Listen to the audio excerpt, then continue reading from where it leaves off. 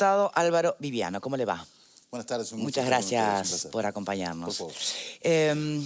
Esta ha sido es la rendición de cuentas clave, porque la próxima ya es la de salida, ¿no? Donde siempre o no hay tiempo para hacer lo que quede por hacer, o se es más generoso con billetera porque en definitiva viene gobierno nuevo y ni irán los créditos para el que sale, ni los palos. Así que, ¿es esta la clave? Bueno, sin lugar a dudas es una rendición de cuentas muy importante, porque entre otras cosas es la rendición de cuentas post-pandemia, es decir, esa rendición de cuentas que se adapta a las circunstancias naturales desde donde debemos administrar el gobierno.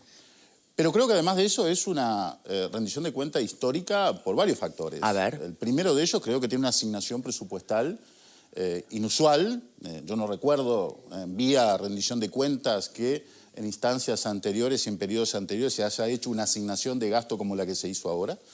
Primero por el destino de las mismas, están claramente identificados siguiendo un patrón que se fijó en el presupuesto nacional, que tiene que ver con objetivizar los gastos, con relevar los mismos, con visualizarlos en su integralidad y ejecutar esto no en una lógica incremental, sino apuntando a sectores que necesariamente hay que apuntalar. Economía digitalizada, lo que llaman hoy. En el marco estratégico del proyecto de gobierno, pero también en aquellos organismos que de alguna manera requieren de incentivos presupuestales. ¿Vendría a ser eso? Una economía digitalizada, es decir, alojando los gastos donde se entiende que son necesarios. Sí, por supuesto. Esa fue la lógica que tomó el presupuesto quinquenal y es el que hemos ido siguiendo por ahora desde ese tiempo hasta ahora. Y el tercer factor que yo creo que hay que relevar en esta rendición de cuentas es el acuerdo salarial. El acuerdo salarial con los sindicatos, que creo que es muy, pero muy relevante para el gobierno, pero para los funcionarios todos. Cuando estaba en duda si se iba a cumplir con lo que establecía el artículo 4 del presupuesto nacional, que al final del quinquenio se iba a asegurar la recuperación salarial de esas pérdidas que en tiempo de pandemia se generaron. Bueno, acá en esta rendición de cuentas viene no solo sellado el acuerdo con los sindicatos, la firma con los sindicatos, sino también el presupuesto para tal recuperación, que implica 70 millones de dólares para el 2023 y 140 para el 2024. Es una rendición de cuentas que en su conjunto asigna a áreas esenciales 226 millones de dólares en temas que nosotros de antemano nos habíamos fijado como clave en el proceso: la transformación educativa, la ciencia y tecnología, el fortalecimiento de la seguridad y, como dije recién, obviamente tratar de sellar este acuerdo salarial que es muy, muy importante para nosotros. Bien. Antes de ir a las preguntas en concreto, me gustaría una vuelta de panel con alguna reflexión o comentario puntual sobre lo que alcanzaron a escuchar y a saber sobre este proyecto de ley de rendición. Sí.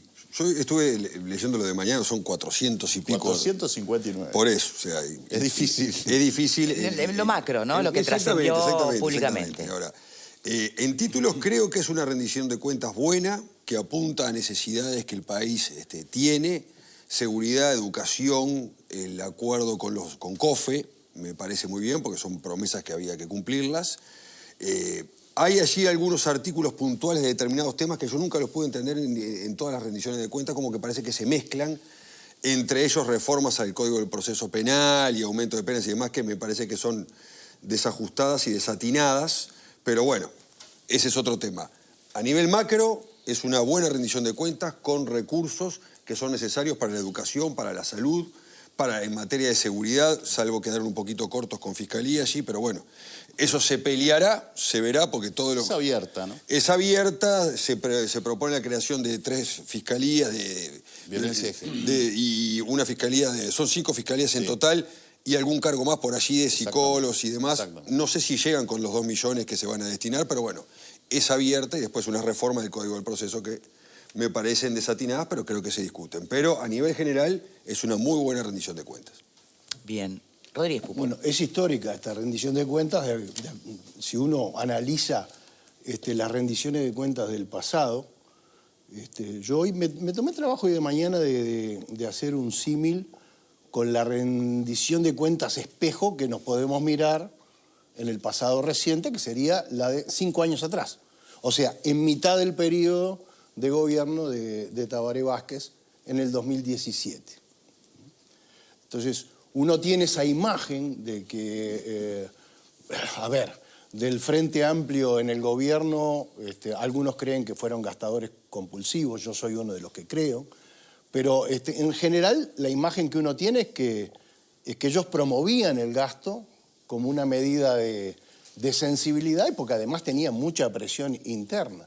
Bueno, esta rendición de cuentas lo supera abiertamente en el gasto, pero no en un gasto por gastar, en un gasto controlado y en un gasto contra una economía que viene recuperándose, contra previsiones optimistas y realistas, que la economía se va a recuperar y que está en un franco crecimiento, con un decrecimiento del desempleo.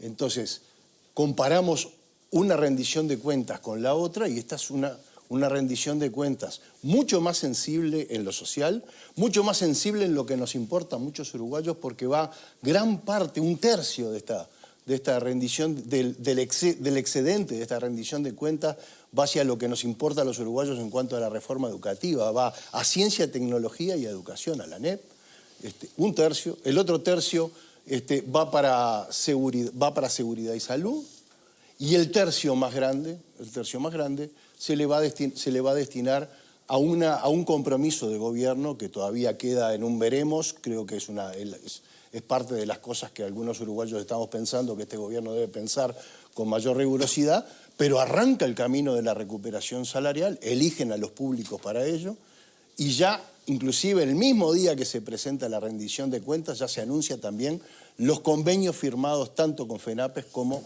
con COFE. Así que me parece una rendición de cuentas histórica. Esos acuerdos, justamente con COFE y el haber sacado el artículo que tenía que ver con la carrera administrativa, los ascensos, ¿traerá paz o no necesariamente? En el Uruguay ¿Es la cláusula de paz, digamos, de los...? En el Uruguay no existe ni la cláusula de paz, porque hasta la cláusula de paz en cualquier sindicato y en cualquier convenio por ahí está discutida. Así que imagínense, la única paz que yo conozco en el Uruguay es lo que queda entre Montevideo y Las Piedras. Después no hay el tema de... Bueno, pero el oficialismo se viene quejando de como casi que un ejercicio sindical...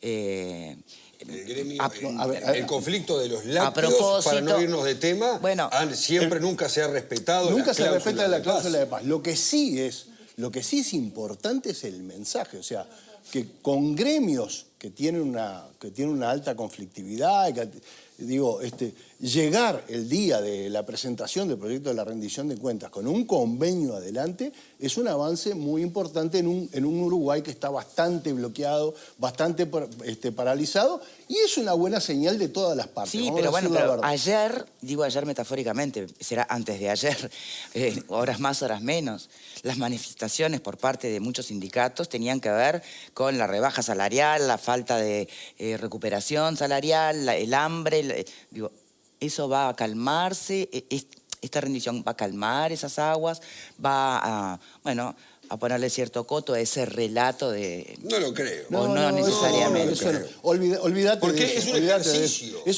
Eso es una gimnasia, claro. Eso es una gimnasia permanente. Tenemos que acostumbrarnos a esa gimnasia. Lo que sí es que va a llevar a que tengan una mayor imaginación para encontrar razones para quejarse. Algunas las hay y hay cosas que son en los planteos... Hay, ¿no? Hay. Que sea responsabilidad del gobierno es otra cosa, pero razones para quejarse creo que está bien en el mundo entero. Hay muchas porque siguen habiendo inequidades, siguen habiendo injusticias y siguen habiendo atrasos brutal, en los salarios. A ver, por acá. A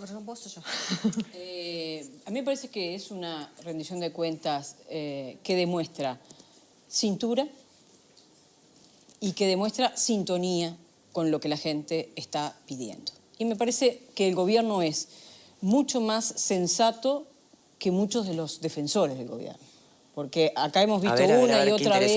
Y yo creo que hay gente que es más papista que el Papa, ¿no? Acá hemos visto discusiones del 1,9 y después venía José Lo López que decía, no, es un 6, y parecía que las partes nunca se iban a poder juntar y el gobierno demostró que tal vez, siempre hay varias miradas, pero que tal vez lo que se reclamaba no era tan insensato ni tan ilógico, porque se pudo acercar posiciones, y entonces me parece que en ese sentido ayer la veíamos como aliviada a la ministra de Economía diciendo, bueno, no soy ese ogro que todos piensan que soy, porque bueno, pudo, creo que, cumplir con algunos compromisos, eso siempre en política es muy bueno, pero además pudo demostrar que los reclamos, más allá de la paz, la tregua, la politización de los reclamos, yo creo que los reclamos, muchos de ellos tienen asidero. Que el gobierno pueda o no cumplir con esos reclamos por la situación fiscal, por la situación internacional, pero se están demandando cosas muy concretas. Yo creo que tanto educación como seguridad, como ciencia y tecnología, luego de la pandemia, en ese contexto, son áreas muy importantes. Sí, ahora, ¿qué pasó con la UDELAR que quedó ahí colgada, Viviano? Es una discusión pendiente la UDELAR. Recién fijábamos uno de los parámetros en la discusión que tiene que ver con una rendición de cuenta abierta. Hay un mensaje que ya de por sí es muy valioso y es muy importante, y hay unas áreas que no están. Pero hay que mirar toda la historia, hay que mirar toda la película. Nosotros en la rendición de cuenta pasada consideramos a la universidad muy especialmente y discutimos y aprobamos y financiamos muchos de los proyectos que la universidad no había planteado, y quizás como la universidad y el Poder Judicial en la rendición de cuenta pasada y la anterior tuvieron consideraciones muy especiales. Vamos a analizar. No hemos terminado de ver el mensaje de la Universidad de la República, pero seguramente haya ahí una discusión para dar y eventualmente, y si justifica... ¿Hay chance todavía de arreglar números en esta rendición? No hemos empezado la discusión. O sea, los 45 días empiezan a correr el martes.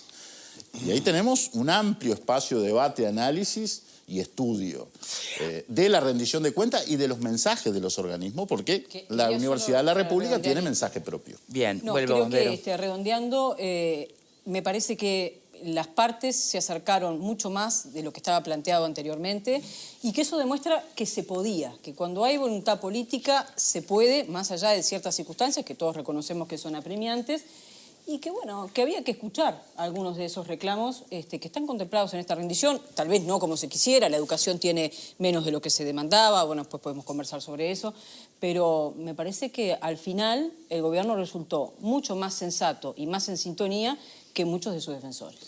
Más allá de eso, a mí hay dos cosas, comparto lo que dijeron mis compañeros, pero hay dos cosas que sí me llamaron la atención. Una fue esa agencia de la salud como para hacer un seguimiento. ¿Qué es lo que están tratando de evitar? ¿De que se llegue a una situación como la de Casa de Galicia? Esa es una pregunta que me quedó. Y la otra que me llamó la atención son los temas vinculados a la adjudicación para los juzgados de violencia de género, que en realidad había como una intención de hacer más en otros departamentos de la República y como que quedó acotado. Entonces, bueno, ¿eso cómo lo piensan conjugar? Porque en realidad es una situación bastante inequitativa para los que están en los departamentos que sí los tienen, como en los que no. Entonces, bueno, está bien, Salto, en fin, pero ¿qué pasa con los otros? Bueno, hay que avanzar paulatinamente, ¿no? Sí, claro. Yo creo que hay ahí un principio de ejecución, hay un avance y hay una plataforma acordada que creo que, bueno, hay que valorarla como tal. Coincido con ustedes en que, bueno, hay que seguir trabajando en ese sentido y hay que, además, generar los recursos necesarios para seguir avanzando en esa dirección. Si comparábamos cómo estábamos hace 3 años cuando tomamos el gobierno a cómo de algún modo hoy vamos avanzando, yo creo que hay un paso muy positivo. Votamos algunas leyes sin presupuesto y hoy de alguna manera se están corrigiendo esas situaciones. En el tema salud es un tema que no lo tenemos todavía demasiado estudiado. Estamos esperando a las autoridades, a los efectos de intercambiar con ellos. Tuvimos en la previa muchísimos intercambios con muchísimas autoridades, con Ganadería, con Mides, con el Ministerio de Economía. Con salud en ese sentido fueron de los que con menos intercambiamos, pero bueno, vamos a analizar ese tema de la agencia con mucho cuidado. Claro, porque hablan de un seguimiento financiero de las instituciones. Entonces, a mí me suena que, a la luz de lo que pasó con Casa de Galicia, como que es para evitar ese tipo de situaciones. Es para evitar y es para desburocratizar de alguna manera y volver más ágil un sistema que es bastante pesado. Sí, claro. Que de alguna forma administra muchísimo dinero en organizaciones que son muy sensibles, pero que están dentro de un aparato excesivamente burocrático. Acá lo que se está buscando es darle más agilidad, más certeza, mayor seguimiento, mayor cercanía e identificar mejor muchas veces dónde van los rubros y por qué. Muy bien. Tenemos que hacer una pausita, ¿saben? ¿Cuántas páginas dijimos que tenía? 456 artículos. Páginas. 59. Son Páginas. 200, Era un montón. 280, creo. Sí, que algo son. así. Un choclo, las cuales discutir, pero quiero atender reclamos de televidentes en este momento, si me permite, Viviano. Muchos preguntando, ¿y qué pasó con los jubilados? Nadie se acordó de los jubilados. Bueno, nadie se acordó, no. Ahora en julio entra a regir un adelanto del aumento a costa de los aumentos futuros, que es de un 3%, cuando para el público fue un adelanto del 2%. El tema de los jubilados no está acá en esta rendición de cuentas. Con el tema de los jubilados tenemos un gran tema que viene después de la rendición de cuentas, que es la reforma jubilatoria. Que esa no solo piensa en los jubilados, porque hay que financiar todo el sistema, sino piensa en las nuevas generaciones a quienes tenemos que asegurarle la previsión social. Pero los jubilados tuvieron un aumento, van a tener, entra a regir ahora, un aumento del 3% como adelanto a cuenta de los aumentos futuros. O sea que están Yo creo que desprotegidos, cuando no lo estuvieron. plantean no piensan en el 3%, sino piensan en esa reforma estructural que de alguna manera permita visualizar Es la imposible. posibilidad de una jubilación Exacto. y calidad de vida de la mano, ¿no? En este Exacto. país. Pero no es un problema para los jubilados, la reforma La jubilatoria. de hoy, ese es el tema. Es un problema para adelante y es muy preocupante, obviamente, y que, bueno, el presidente de la República ha decidido, vamos a reformar la seguridad social y seguramente sea tema de debate en la segunda parte del año. Bien, tema de seguridad, algunas voces alertan de la militarización de la Guardia Republicana. Hay algunos cambios estructurales. A ver, podemos profundizar un poquito en ese Hay algunos aspecto? cambios estructurales en los mandos dentro del Ministerio del Interior. Veremos de algún modo qué cuestiones... ¿Qué supone que deje de responder al Ministerio del Interior directamente y pase a responder a Jefatura de Policía? No lo sabemos. Hoy no te lo puedo responder. Es un tema que hay que discutirlo con... ¿Pero y por qué se tomó esa decisión, entonces? Con el ministro. Viene en el mensaje del Ministerio del Interior. Creo que está vinculado a generar mecanismos de mayor eficiencia en la gestión del ministerio, de reportar mejor en los sistemas de combate al delito, pero bueno, es un tema que discutiremos con el ministro cuando venga. Bien. Bueno, sigamos. Sí, Rodríguez Pepo. expectativa yo esperaba la derogación del artículo 56 de la Ley de Medios y alguna cosa más que había por allí en la vieja Ley de Medios. Hay hasta algunas normas que impedían el crecimiento de una de las empresas que provee las señales por cable. O sea, había una cantidad de normas que la verdad que generaban un ruido raro. Pero me pareció excesivo, tal vez a mí, que se derogara toda la Ley de Medios. Tal vez está bueno. Y mucho más me pareció algo que a mí me genera por lo menos algún run o alguna molestia, es que se revivieran normas del proceso de la dictadura militar respecto al tema comunicaciones. Así que me gustaría tener una explicación racional de eso, qué fue lo que pasó, cuál fue el ratio para arribar a eso. Y de paso le digo, y lo vuelvo a repetir al televidente, que como uruguayo valoro mucho que esta rendición de cuentas suponga 80 millones más de dólares que la más generosa que tuvo todo el proceso de los 15 años del Frente Amplio. A lo último, no es por casualidad, la panelista lo planteaba hace un rato, tiene que ver con una conducción económica que tomó determinados parámetros desde el día que asumió, que buscó primero asegurar la estabilidad financiera de la gestión del país y después administró el crecimiento con cautela y cuidado. Y hoy estamos parados en una situación que nos asegura crecimiento en el futuro para poder seguir avanzando. Entonces yo creo que las cosas no son por casualidad. Y hoy hubo una suerte de alivio donde a nosotros nos permite concentrar los esfuerzos en los niveles que están concentrados. Que parte son esos 226 millones de dólares, pero hay otros 108 que se están ejecutando incluso ahora en el 2020 y que se van a arrastrar para ejecutar en el año que viene, donde entre otras cosas están los proyectos de cárceles y demás que hablábamos fuera de cámara. El tema de la Ley de Medios es un tema prioritario para el gobierno desde el principio. Derogar la vigente y poner en vigencia un nuevo marco legal en materia de radiodifusión, medios y demás. Lo hemos intentado y no hemos podido llegar a un arreglo. El proyecto hace 2 años que está en discusión en la Comisión de Industria. Hemos pasado todas las etapas, quedan pequeños detalles, pero no lo hemos podido aprobar y no sabemos si lo podremos aprobar.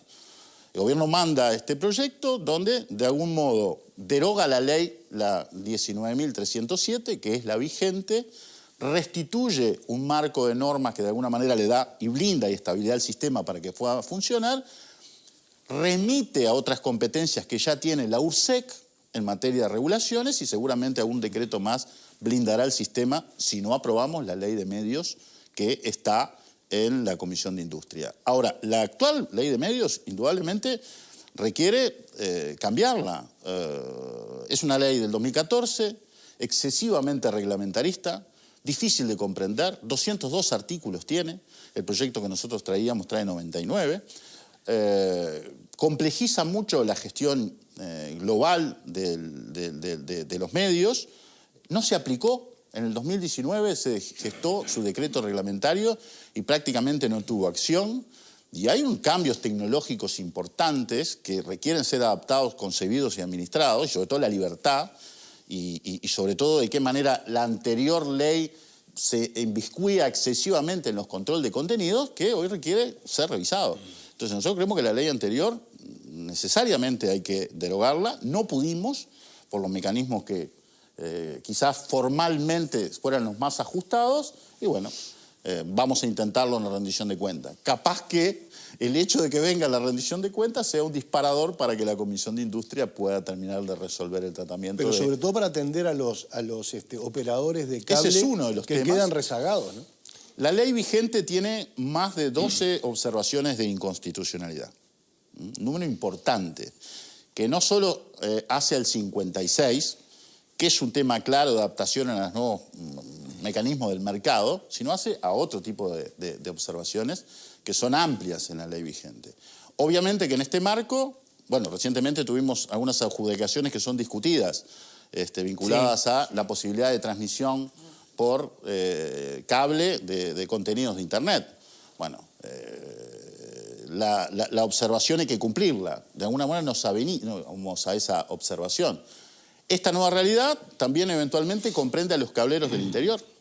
Es decir, que es un negocio que indudablemente ha caído en su estructuración y que si no tiene nuevas modalidades, seguramente están condenados a caer. Somos el único país del mundo, por ejemplo, que las empresas que transmiten televisión por cable no transmiten contenido de Internet. Pues yo creo que estamos en una etapa donde deberíamos ayornarnos y de algún modo generar a empresas que estaban vinculadas a este tipo de emprendimiento ciertas salidas, sobre todo para mucha gente que depende laboralmente también de eso. Bien. Algunos dicen que esto es a costa de desmantelar Antel. ¿Cómo lo ve? Bueno, dijeron lo mismo con la portabilidad numérica.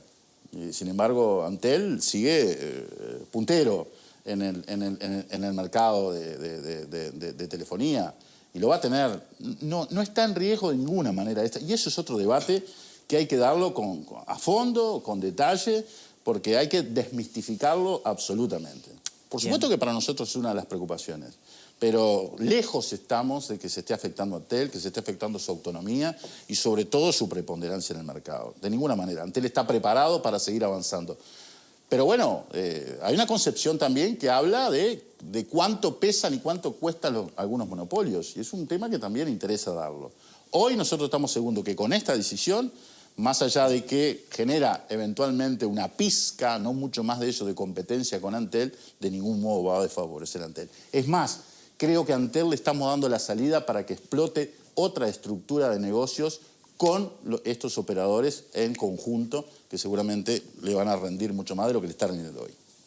Me queda una duda con respecto al incremento presupuestal para educación. Se ha hecho un estudio para analizar, bueno, estos dineros seguramente puedan llegar a alcanzar para lo que es, bueno, la equiparación de salarios, ¿no? Por ejemplo. Ahora, para la transformación educativa que tanto se necesita, se promueve, y está ahí como un objetivo desde hace muchos años, no solamente de este nuevo gobierno, ¿alcanza como al menos punto de partida o estamos hablando de parches? Que también son necesarios, no digo que no. Yo creo que no. Yo creo que estamos dando un impulso muy potente, muy importante a la transformación educativa. Es decir, al sistema le van 45 millones de dólares para educación. Claro, pero es tan amplio de educación. En proyectos que se ejecutan, bueno, de distintos lugares, desde Ceibal, que de alguna manera estamos reafirmando y redimensionando lo que es el Plan Ceibal, que lo reconocemos como una de las grandes políticas de Estado que ha dado este país, que no es originaria nuestro gobierno, pero creo que hay que redimensionarla Bien. y seguir avanzando. A INED, MEC, UTEC, ahí van 45 millones de dólares. 30 a ANEP. 30 este año y 30 para el 2023 y 40 para el 2024, independientemente de la reestructuración interna que está haciendo ANEP para generar mayores recursos. Ahora, es indiscutible la necesidad de abordarlo, indiscutible de todo punto de vista, desde la formación docente, desde la generación de nuevos contenidos, de los ayornamientos de la currícula, de la equiparación salarial de algunos desfasajes internos que tiene la ANEP en distintos niveles de funcionarios, es decir, y es un compromiso. Nosotros, en ese sentido, no vamos a dar un paso atrás. Es más, le diría que como fue en la rendición de cuenta pasada, la rendición de cuenta de la infancia, esta necesariamente va a ser la rendición de cuenta de la educación. Vamos a analizar en el Parlamento ahora, de algún modo, las asignaciones más finas que va haciendo la ANEP y que el propio Ministerio va a hacer. Pero estamos absolutamente comprometidos con ese proceso y no vamos a dar un paso atrás. Pero además creo que el país lo necesita. Y estamos... todos los días somos contestes y recibimos informaciones y análisis de nuestra plataforma educativa y los datos son muy malos, y los resultados son muy malos, y la deserción es muy mala. Y peor en los lugares más carenciados de nuestra sociedad. Bueno, los esfuerzos van direccionados ahí. Creemos que hay un monto asignado de dinero muy, pero muy importante, no solo para el 2023, sino para la continuación del proyecto en el 2024, donde hay infraestructura además de por medio. Bien. A mí Marta. hablamos hoy del tema cárceles, ¿no? Entonces, a ver, el Uruguay tiene una obligación de solucionar el hacinamiento y la situación carcelaria. Pero eso conlleva no solo la construcción de nuevas unidades, sino que también conlleva la contratación de personal. Y en el dinero que se le adjudica a este ministerio está... primero que nada, los reclamos salariales de los policías que ya están. Después está el dinero que tendría que ir para la construcción de las nuevas cárceles y la readecuación de las que ya están, más la contratación de nuevos funcionarios. En esa adjudicación de presupuesto, ¿están contemplados estos 3 niveles de situación? Están contemplados, están contemplados esos 3 niveles. Hay ahí una asignación para el Ministerio del Interior del entorno de los 23 millones de dólares para el 2023 y una previsión para 2024 de 18 más proyectos que se están ejecutando vía PPP, que son muy importantes, que se van a seguir ejecutando, y dentro de ellos están las 5 cárceles que están proyectadas para atender ese problema que estás planteando. Perfecto. Bien. Vero. En esta semana tuvimos representantes o asesores de Cabildo Abierto que demandaban para esta rendición de cuentas alivio fiscal para las pequeñas empresas. ¿Hay algo de eso? No lo hemos visto, pero sí están en otras medidas que se han ido tomando y que están vigentes, que no están incluidas en la rendición de cuentas, pero hay muchas que están vigentes por decisiones que se han ido tomando, incluso para paliar el problema de los incrementos de precios. Nosotros vamos a seguir insistiendo en esa Era un línea. tema de alivio tributario, concretamente, está claro ¿no? que Lo que planteaba Cabildo alguien lo Abierto. dijo estos días, es difícil pelear para más recursos para algunos proyectos y al mismo tiempo pelear para rebajar ingresos de otro lugar. Entonces hay que ir compatibilizando las cosas. Yo creo que, sin perjuicio de algunos estímulos que están en la rendición de cuentas, muchos de esos factores se van abordando en forma paralela. De hecho, recientemente, para los más necesitados, acabamos de votar la posibilidad de, para esos 840.000 personas que dependen de una transferencia del Estado, que puedan con su tarjeta hasta abatir el 100% del IVA en algunos productos. Y hemos votado una decisión que posibilita que el Gobierno Nacional resigne 12 millones de dólares para que esa misma cantidad de gente compre el gas al 50%. Bueno, han habido y están dándose en forma paralela y permanente decisiones que van a esa dirección. Seguramente tenemos que sentarnos en algún momento a ver todo el puzzle, cómo se arma y dónde nos están quedando huequitos, que nos están quedando huecos. Porque, bueno, se disponen medidas para los más necesitados, pero también hay una clase media que nos dice media, baja, que gana 35 o 40, que paga todos los días los impuestos, y si nosotros, bueno, a esos sectores Y otro también... de los reclamos tenía que ver con los escalafones más bajos de las Fuerzas Armadas, Ahí van a haber en incrementos. materia salarial. Ahí van a haber incrementos que están previstos incluso. Pero ya está diciendo Manini Ríos que no le parecen suficientes. La rendición de cuentas abierta. Bien. iremos discutiendo esos temas. Viviano, a medida justamente usted que acaba de mencionar tantas realidades diversas conviviendo en un mismo territorio, ¿no? Hablaba de las personas más necesitadas, de una clase media que también está pidiendo. Bueno, con toda la de la ley, ¿no? Por supuesto. No son vinculantes porque obviamente esta encuesta se hizo previo a la rendición de cuentas que hoy se conoce más públicamente. Pero la analizábamos ayer, la de Factum, que habla que de alguna manera hay un aumento en la percepción del país mala, ¿no? Por parte de la ciudadanía. Y uno de los consejos o entendía que debería hacer el gobierno, según el politólogo Botinelli, era estar bien atentos a si no es tomar medidas concretas en sintonía con las necesidades de la gente, era si entendían que se estaban tomando, bueno, entonces era fortalecer el tema de la comunicación de todas esas medidas que se toman para que se entienda que se está haciendo, ¿no? Y en este contexto, primero me gustaría saber qué lectura hace de esa encuesta, que obviamente la conoce, y en paralelo, si en este contexto de la rendición de cuentas no sería también un buen momento para volver a insistir sobre un montón de cosas que se hacen y que tal vez ni siquiera lleguen al conocimiento de la gente que las precisa. ¿Se entiende? Yo creo que se hace mucho, y a veces no se conoce en su real dimensión. Y bueno. Eso es un problema de nosotros. Y por eso pregunto. Es verdad. A veces es increíble las posibilidades que tiene la gente y a veces no se conoce. Y eso es un reclamo que nosotros hemos hecho internamente en una doble dirección. Primero, porque la gente, si tiene mecanismos, está bueno que los conozca y sepa.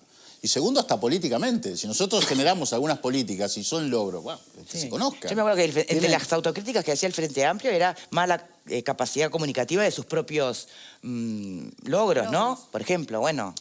Algo de eso hay. También estamos en un momento muy especial. Yo creo que la salida de la pandemia a nosotros nos permite pararnos firmemente en un camino hacia el final del periodo para fortalecer algunas tareas que nos quedan pendientes. Sí. La economía habla comparativamente del primer trimestre de 2021 al segundo trimestre de 2022, que hay un crecimiento arriba del 8% y unas previsiones por encima de los pronósticos de un 4.8 para este año. Eso creo que tiene que permear en la gente, tiene que permear en la sociedad. De hecho, eso asegura más de 40.000 empleos hasta el final de este año. Yo, por lo tanto, creo que van a haber situaciones que, derivados incluso de esta rendición de cuentas, van a poner en sintonía con la población algunos temas que eventualmente no lo estén. Bien. ¿Y qué puede reflexionar sobre los resultados de esta encuesta en concreto, no? Son fotos de un tiempo, son fotos de una etapa. Esos datos son variables. Sigue teniendo nuestro presidente a esta altura del periodo un saldo positivo en la opinión pública, y eso no es menor, después de haber pasado un tiempo muy difíciles y después de cuando muchos gobiernos de la región, que incluso han sido sometidos al juicio popular en mandatos de medio tiempo, han sufrido problemas severos y nosotros venimos de ganar un referéndum a mitad del camino. Yo creo que, bueno, hay que valorarlos, hay que aceptarlos, hay que analizarlos, pero no nos pueden condicionar en el camino que el gobierno tiene trazado. La última, porque tenemos que despedirlo. ¿Cómo visualiza lo que va a ser la discusión parlamentaria esta? ¿Dónde ve los mayores puntos o cuellos de botella? Bueno, yo creo que nunca a la son oposición. sencillas. Es decir, el Uruguay es un país muy politizado. Es decir, yo hoy miraba a algunos colegas de la oposición y, bueno, en una rendición de cuentas que tiene muchísimo para mostrar y valorar, bueno, estamos parados en 2 o 3 cositas. ¿Cuáles son esas que...? Y bueno, si en realidad el crecimiento que se ha generado de la economía se va a ver reflejado en nuevas medidas que le lleguen a la población, el tema vinculado a la deuda a la ley de medios, un tema de funcionarios vinculado a licencias, que me remito y me paro en la discusión que tenían ustedes un rato. No asegura el acuerdo salarial que tengamos paz sindical, porque tampoco se puede poner integralmente eso en un acuerdo. Hay temas de certificaciones también que molesta. Claro. Es decir, nosotros cumplimos con un acuerdo con el funcionario. Y está. Eso nos asegura que el primer pilar de nuestra relación, que es el salarial, esté saldado. Pero hay otros que son variables en el tiempo. Las certificaciones médicas, que es un tema que hay que abordar, porque es un abuso en la función pública que va en detrimento del trabajador que quiere trabajar, hay que resolverlo. Pero tenemos visiones muy distintas. Visiones distintas con la oposición y visiones muy distintas con los sindicatos. Pero bueno, eso seguramente sea uno de los temas álgidos, más allá de algunas solicitudes eventualmente de algunos organismos especiales que se estén planteando y que van a generar seguramente debate. Bueno, muy bien, seguiremos entonces muy de cerca esta discusión. Muchísimas no, gracias, un placer, Viviano, gusto. por habernos acompañado.